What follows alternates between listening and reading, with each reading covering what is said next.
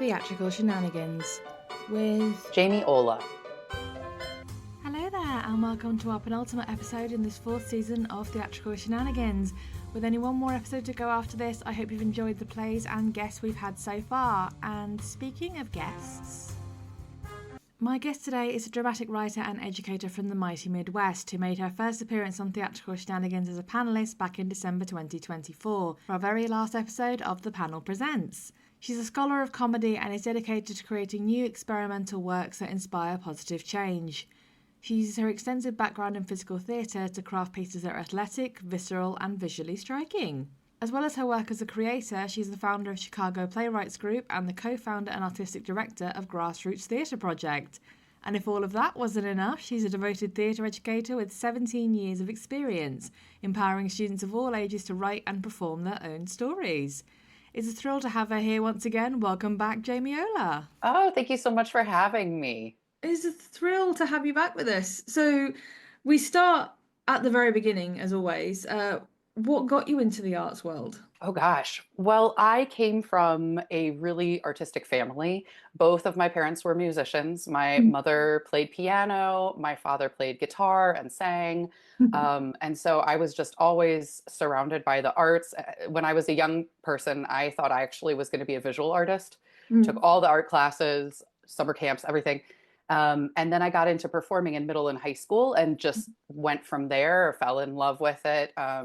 Specifically the relationship between, being a performer and being in relationship with the audience. And so I started as an actor, and then about, probably 8 years ago, I really deliberately shifted into playwriting and working to be the person who's really creating the storytelling. So that's kind of where I started. But then, as you've just kind of alluded to, you've worn different hats. So as a performer and a writer and produced work, do you have a preferred hat, or is it very much an equal labor of love kind of thing? Oh, it's absolutely playwriting now. Oh, absolutely. Yes, 100%. I every once in a while get back into performing. I'm actually writing a one-woman show right now, Oh, wow. which I've never done before. Yeah, very exciting. Because I went and did a workshop in Buffon, which is a satirical, physical type of kind of clowning. Mhm. And I realized how much I missed being a performer. Mhm. So while I definitely love wearing the playwriting hat, and that is really firmly on my head, there's a call every once in a while to definitely like reconnect with an audience in real time and space. Mhm. Yeah. But as a playwright, you talk about wanting to create work that inspires social change. Obviously, an incredibly important thing, now in particular, but obviously in general. But do you have a particular genre or a specific topic you prefer to gear towards, or is it a bit of everything? Oh gosh. I mean, it's a bit of everything, but my work, when I started really focusing in writing, I really leaned towards a lot of issues that affect women, and specifically those that are surrounded by guilt or shame, things that cause us to not want to talk about it. Mm. So, really thinking about issues that affect people very personally and remain in the shadows. That's where my work really started as far as thinking about social change and social justice work. But more recently, I've been thinking about bigger issues and how my work can speak to those that are a bit more systemic. I've fallen in love really with satire Mm. and the potential of satire to not only bring to the forefront important social issues, but also entertain audiences Mm. and use comedy to do that and the power of comedy. And so I've been focusing a lot on thinking about isms, Mm. ageism, sexism, racism, all of the isms, and the power of satire to address those things. Um, uh, I think the pitfall of that I've fallen into is that these issues are so huge. How do we talk about them in a relatable way? Mm. And so I've been thinking a lot about how can I tie my personal experience and shrink the story to make it find the universal in the personal Hmm. in that way. So yeah, lots of anything that makes me upset is open season on writing about. So, what do things look like for you moving forward? I know you mentioned one project you have on the go. Do you have any other projects on the horizon or a hope of what the rest of the year will look like? Yeah, so right now I'm finishing up the draft of my one woman show, which is a Buffon inspired piece that is satirizing the beauty industry's use of ageism Hmm. to sell products, anti-aging products. Hmm. So it's really criticizing the beauty industry and the culture that they've created, specifically around shaming women for aging. So I am going to be workshopping that. And I also have written my first ever Theater for Young Audiences play, Oh, wow. which is being performed by my third through fifth graders at one of Mhm. my schools. So that is going up, and I'm excited to be workshopping that with them. And I also just have a slew of other playwriting projects, adapting several of my screenplays that I wrote during my master's program to the stage, including a musical comedy adaptation of King Lear about the banana industry in the 1950s. Sounds intriguing. Yes, it's delightful, and it was originally written as a screenplay, and I'm looking to adapt it to the stage. So that's one of the upcoming projects that I'm excited about. But then, as if you aren't busy enough and with everything you have going on, you also found the time somehow or somewhere to found a playwrights group as well. What made you decide that was a route you wanted to go down? Oh gosh, that's something that I started a long time ago. Chicago Playwrights Group grew out of my desire to connect with other playwrights. Mm. Playwriting can be, and writing in general, can be a very lonely pursuit, and I'm incredibly social and collaborative. And so I also found that there was a need in the playwriting community in Chicago for a place for people to gather and share their work on a Mm. regular basis. Playwrights like me, and I don't know if you're the same, love deadlines. Yes. And so, and I desperately needed deadlines, and I found out that there were a lot of my colleagues that also needed deadlines, so we created those for each other. Chicago Playwrights Group has been paused for several years while I went to get my MFA, but now that I'm back, I'm starting to reimagine what Chicago Playwrights Group could be and how it could serve the needs of Chicago playwrights, even beyond just a gathering place for us to share our work and give creative feedback to each other. But I know that there are a lot of other ways that Chicago playwrights could be supported in the path to production, in education, and other ways. And so right now I'm in the process of kind of visioning what that might be and how to best, serve the needs here in Chicago. Very busy lady. And as always, our final question, what is your standout moment? What makes you want to say, yeah, this is why I do this? Well, two things really come to mind. The first is when I presented the first play that I ever penned just myself was Eden in Silence. It was a one act play, very movement based, and it was about a woman's journey after leaving an abusive partner and her journey of refinding herself and stepping back into her power as a human being. Mm. And I had just an outpouring of people coming up to me after the workshop production, just sharing their own personal stories and how they felt seen and Mm. how powerful they felt that it was and how important the piece was. And so that really stood out to me as stands out to me as a really important and pivotal moment in my growth as and mission as a theater creator. And the other is my discovery of clown. I of Red-Nosed Clown. It was a huge aha moment for me that I'm meant to be in the world to explore comedy and to bring joy and delight to other people, and to live in that relationship, that direct connection with an audience where we're looking each other straight in the eye, we're sharing this space together, and we're exploring what it means to be human together in space. Now we move on to our playwright and play for this episode. Greg Burdick was born and raised in the South Hills of Pittsburgh, Pennsylvania, and has worked for more than 3 decades as a public high school theatre educator and director in the state of Florida. In 1993, he received his degree in education from Slippery Rock University, and while there, he was active in the school's theatre department. As a theatre director with nearly 100 productions to his credit, he has remained passionate about fostering student writing and has helped many young artists realise the thrill of transforming their own words from page to stage. Greg's play that we'll hear shortly is entitled Insert Token and already has quite a reputation as it's had multiple productions, the most recent of which was by New Jersey's Rhino Theatre. In the play we meet Sebastian, a man who's found himself kidnapped and negotiating for the freedom and safety of his family after shattering the high score on a popular brain training smartphone app. What he discovers is a startling revelation about the status of the internet and that only he holds the key to unlocking what is placing it in jeopardy. Theatrical Shenanigans presents Insert Token by Greg Burdick. Are you comfortable? Not exactly.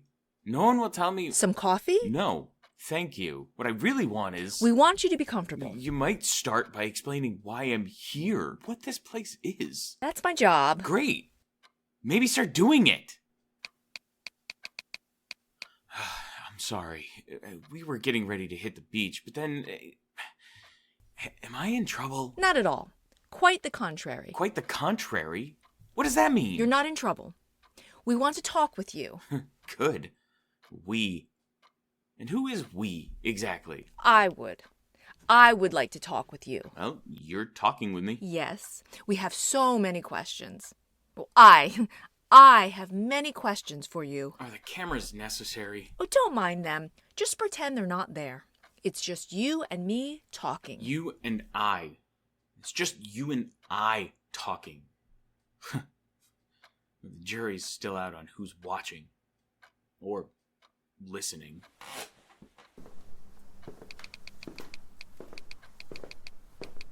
What, are you gonna document every little thing I say? Everything I do? Every thought that comes into my head? Well, it's a big task, but yes. That's sort of what we're after here. Now, wait a minute. Sebastian. How is it that everyone around here knows my name? I'm getting to that. How long have you been using Eureka? Eureka? You mean the app? With the puzzle games that on my phone? That's what this is about? Some stupid survey? I hardly even use it anymore. Just a moment. I mean, why don't you just robocall or spam my email like every other company? If you'll just... I thought I was being kidnapped. The black van, the blindfolded drive. Jesus. Over some stupid brain training software. Brain plasticity software that's designed to... Whatever. What did you tell my family when you... I see that you have version 4.7 installed on your smartphone. Will you please acknowledge that this is pretty messed up? What you're doing. We didn't want to waste any more time. You're quite a sensation around here. I don't know what you're talking about. Will someone tell her to tell me what the hell is going on? You set the high score. What? You set the high score. Annihilated it, really. You're talking about Eureka. Yes. The puzzle games. On my phone. Yes. High score where? Here, locally? Nationally? You rank the best in the world, Sebastian. Handily. So what? Is there some sort of prize? You might say that. We want to hire you. That's an advance on what we're prepared to offer, if you can help us. To do what? Our firm represents a wide spectrum of corporations, small businesses, government agencies, and a few select, very wealthy individuals. We develop software to suit their specific needs. I work in an office. I'm a glorified paper pusher. I mean, What could you possibly... We know that. We engineer tailor-made video games, remotely monitor player achievement, and extrapolate the data for our clients.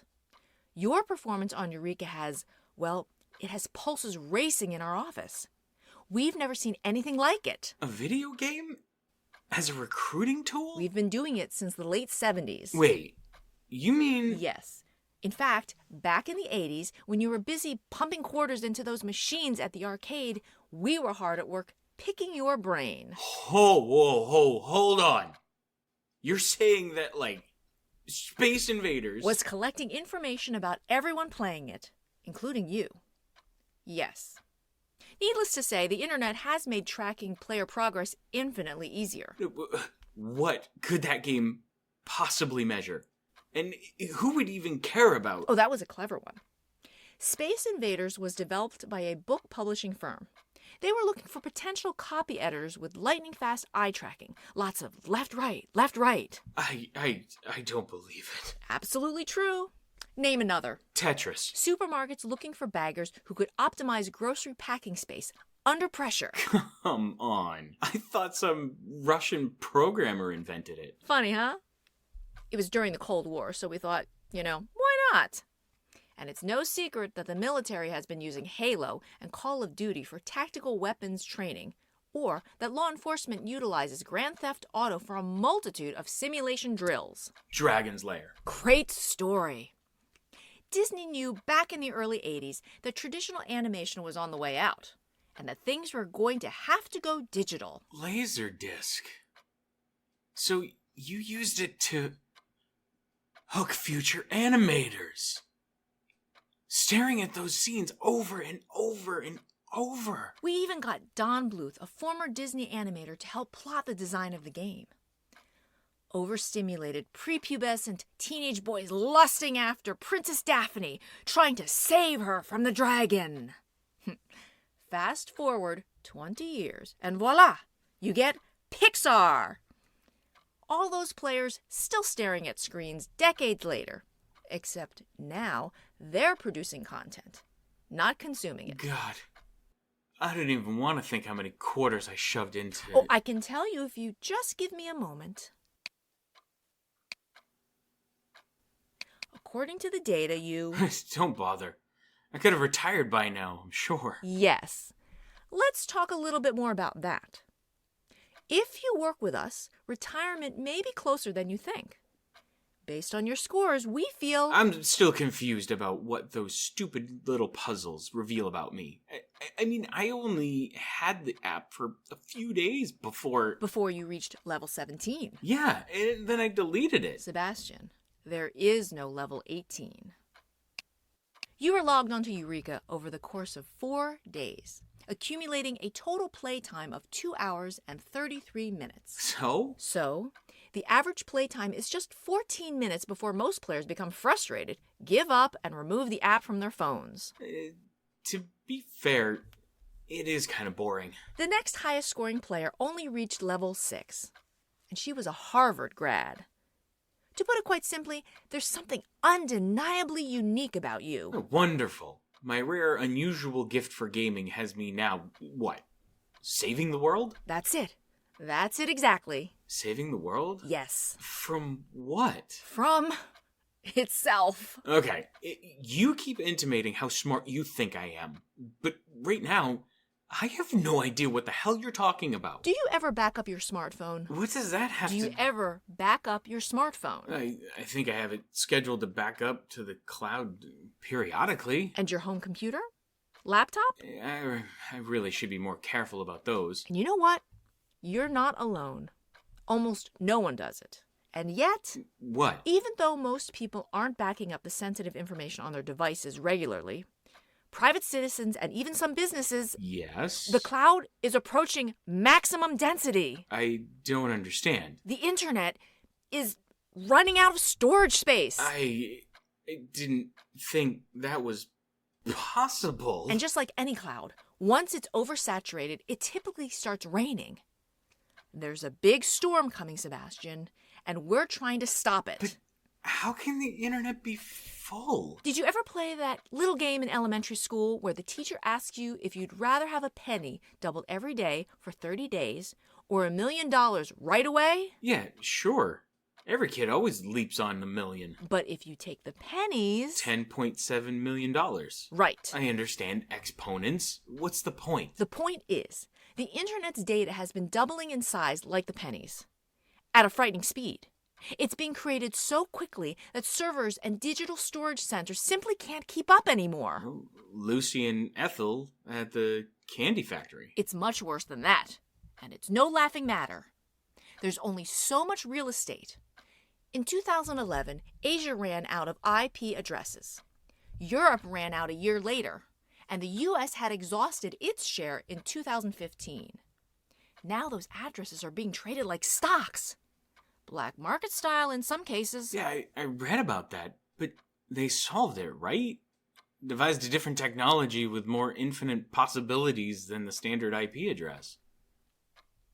They did. IPv6. They're longer and now include letters. 340 trillion combinations. But then again, at the dawn of the internet, no one ever imagined we'd ever run out of those original IP numbers. As technology evolves, so does demand. With so many devices connecting every second, how long will it be before we reach the finish line of that infinity? Remember the fear over Y2K? Child's play compared to what we think we could potentially occur. The entire grid shutting down.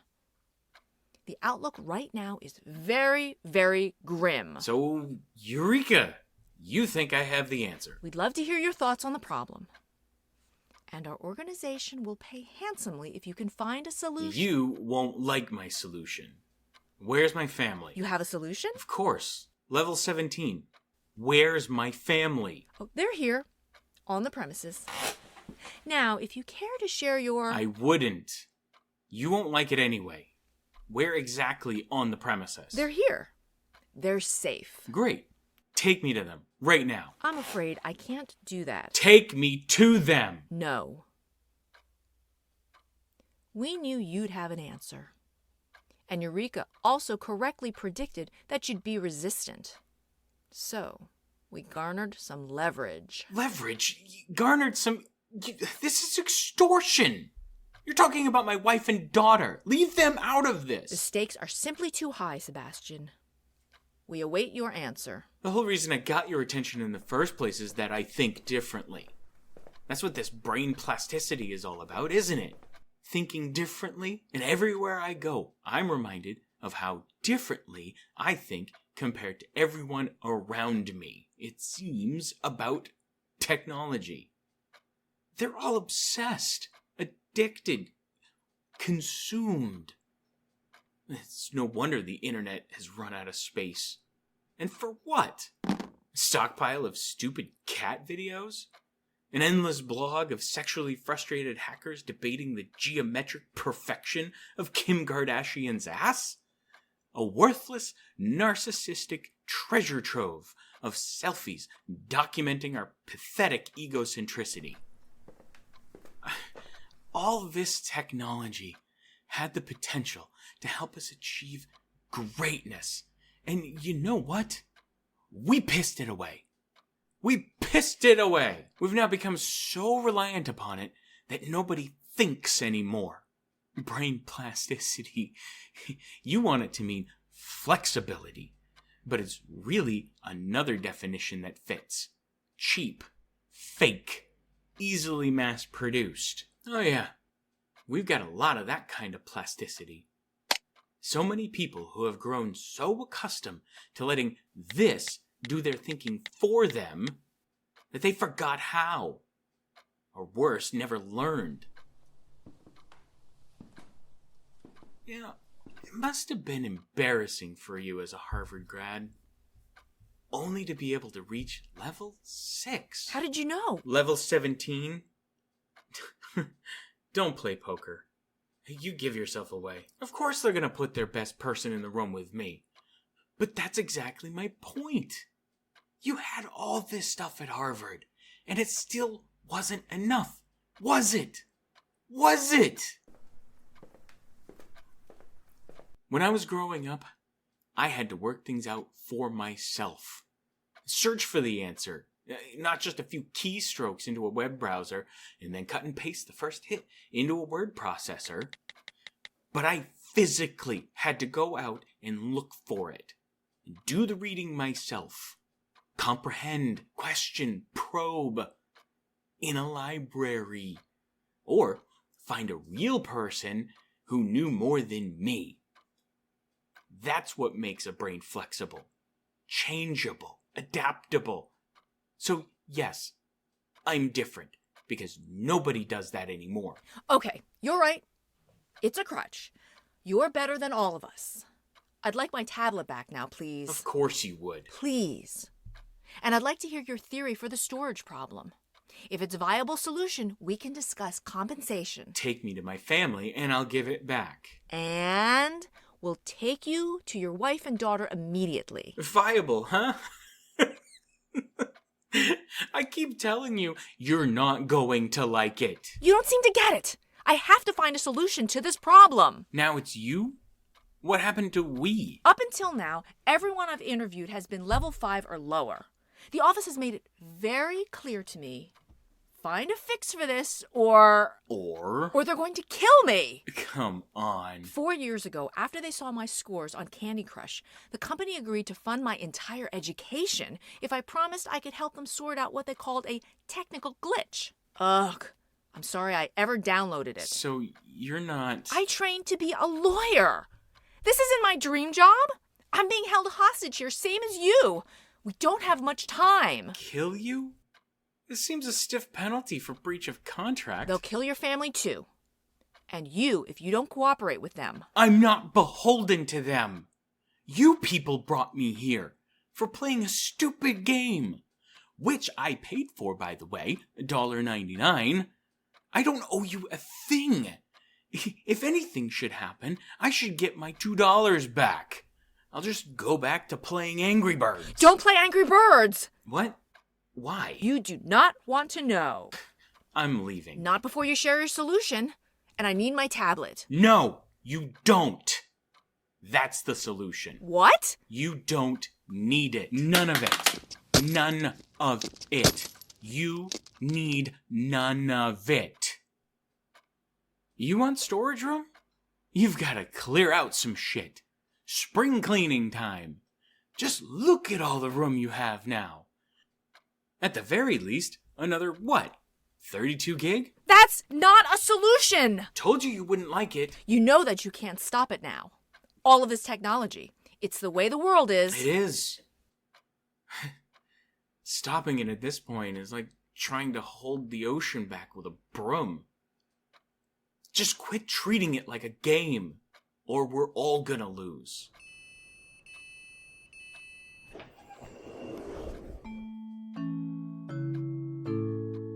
Please proceed down the corridor to reunite with your family, Sebastian. We're sorry for the inconvenience, and thank you for your input. Your phone? Keep it. I don't need it at level 18.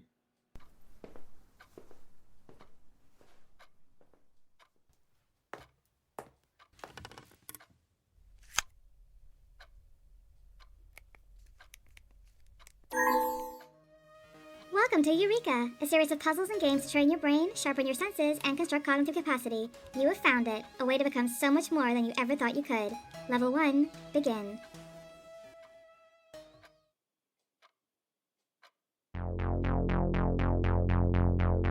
Well, it's safe to say I will never look at the little games on my phone the same way ever again. That was Bob Sawyer as Sebastian and Helen Cheng Mao as attendant in Insert Token by Greg Burdick.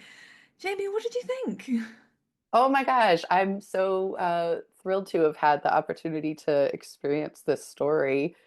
I think it's a great pull back the curtain story, right? Where we're gonna pull back the curtain and see how the real world works, like, you know, Wizard of Oz or The Matrix or The Truman Show, where you know the facade of the world is broken and we get to see how things could work. Yeah. And it's totally plausible, right? Like, Yeah, like this is Absolutely. not outside of the realm of possibility in the world we're living in right now. Yeah, it's kind of like it's almost terrifying because the government do control so much of what we see and what we experience through, laws and money and various control. So it's, as you say, it's not that far-fetched to think that through these little silly games that we play on our phones, they are analyzing our, reflexes, our problem-solving abilities to, I mean, to potentially recruit people. So yeah, it does have that wonderful sense of terrifying realism to it. Absolutely. Yeah, I love like the line where they were talking about, oh, this started back in the 70s. Yep. I was like, oh yeah, I could, and also I noticed that the title really tied to that even too. Like inserting a token is not something that we really do nowadays unless we go to some kind of arcade, special arcade bar or whatever. Yeah. Um, so harkening back to like this is not a new issue that we're dealing with. And I love the coldness of the attendant when he first realized, Sebastian first realizes that he has been kidnapped because he has played a game on his phone. And he's like, will you please acknowledge that this is pretty messed up what you've done? And she just completely glazes over it. She's completely ignoring the fact that, what they have done is kidnapped a person. Yeah, I mean, I appreciate any any play where it is always talking about like why today, why are we watching this story today, and I think that it speaks volumes to the fact that this is a pivotal moment in his life, but it also is in hers because right, she's been tasked with getting this information, Yeah. otherwise she believes that they're going to kill her. Mm. So but the fact that she's like, we have bigger fish to fry, like that's not yes, you're here, you're not the first one, you're not the last one. I think the quote that I wrote down that really stuck out to me is like, quit treating it, meaning technology, like a game, or we're all going to lose. Mm. And that the answer, really is, he says, you need none of it. Um, I think to me, as someone who grew up without the internet and without a computer as a very young child, like I am of the same generation as Sebastian in Mm. the story, where I know the world before the internet. Mm. And I think there's definitely like a message within this play about those generational differences as well. He's of a generation, like he said, when I was growing up, I had to go to the library Mm. when I wanted to get information, and she didn't. So I think beyond just the main message of the play of like technology is going to ruin our world, and if we don't respect it, and if we don't quit treating it like a game and take it seriously, it's going to destroy everything. I think there's also this conversation that's happening about the generational differences Mm. between how people are view and utilize technology today as well. Mm. What do you think? And I think it's one of the things he says that was really powerful to me was he said, I'm not beholden to them.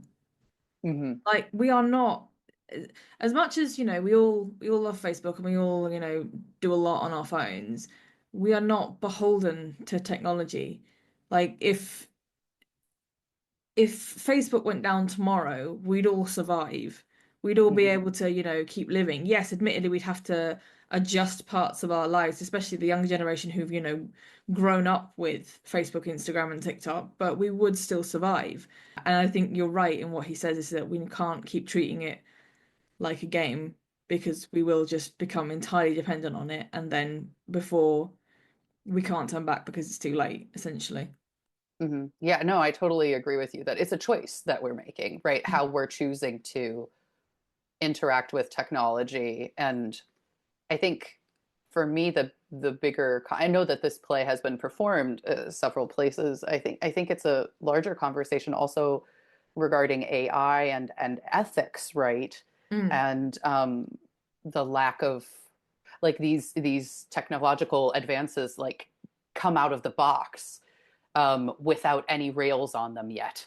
Yeah. And so they start to take on a life of their own before people say, oh, wait, wow, how are we making sure that this is going to be utilized ethically and, in the world, and that once we ask those questions, it might be too late already. Um, so yeah, like it's an interesting piece in the larger conversation, but I completely agree with you that it's a choice that we're making, how we're choosing to engage with these, what could be tools or what could be used against our benefit. And I really find the evolution of the unseen them quite interesting, because when Mm, he first arrives, the them that the attendant keeps referring to, they want him to solve this problem. They need him to do this, or he will not be allowed to see his family. End of story. And as you said, she's convinced if she doesn't solve this problem, they will kill her. But yeah, when Sebastian turns around and just says, "No, I'm not doing it," and breaks the tablet and says, "This is a solution," to walk away, they just let him go. And it's like, it's a wonderful moment of subtext of like, the second you just let go of something's power over you, they don't care. They don't need him anymore. He's of no use to them now because mm, he's not got the inbuilt drive to want to play the game to the next level, the next level, and the next level. He's just, mm. he's just walked away. He's just an ordinary person to them now.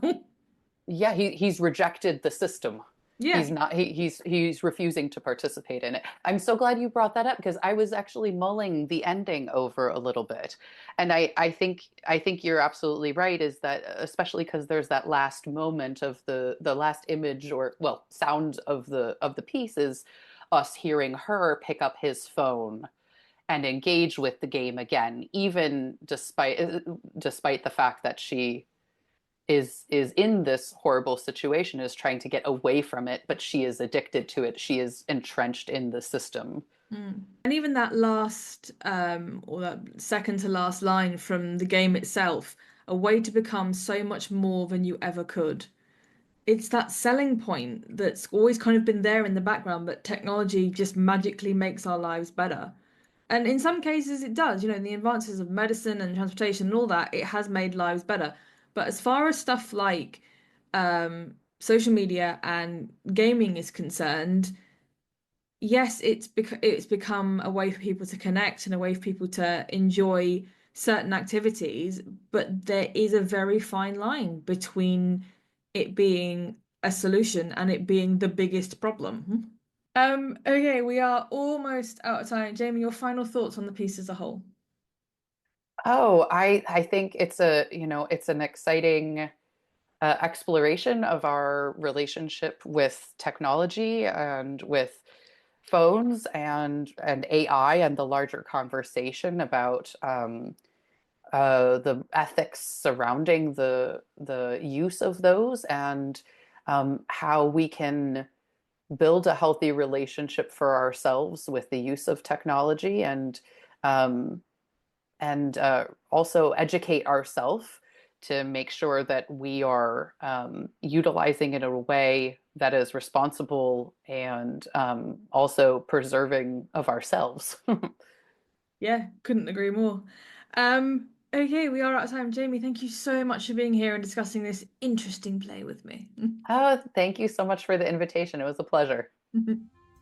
And that is all we have time for on this episode of Theatrical Shenanigans. I hope you enjoyed the production of Greg's play as well as my wonderful chat with Jamie. We do have one more episode in this fourth season to come, and then on the 1st of June we'll be opening our submissions window once again for our 6th season of Theatrical Shenanigans and Mini Shenanigans. I hope you can join us again for episode 10, but in the meantime though, I've been Rachel Feeney-Williams, this is Theatrical Shenanigans, bringing down the curtain and saying, I hope you can join us next time. Theatrical Shenanigans is part of an RFW Scripts production, found on Spotify, Apple Podcasts, Amazon Podcasts and Podbean. Theme music is written and produced by Chris Cody.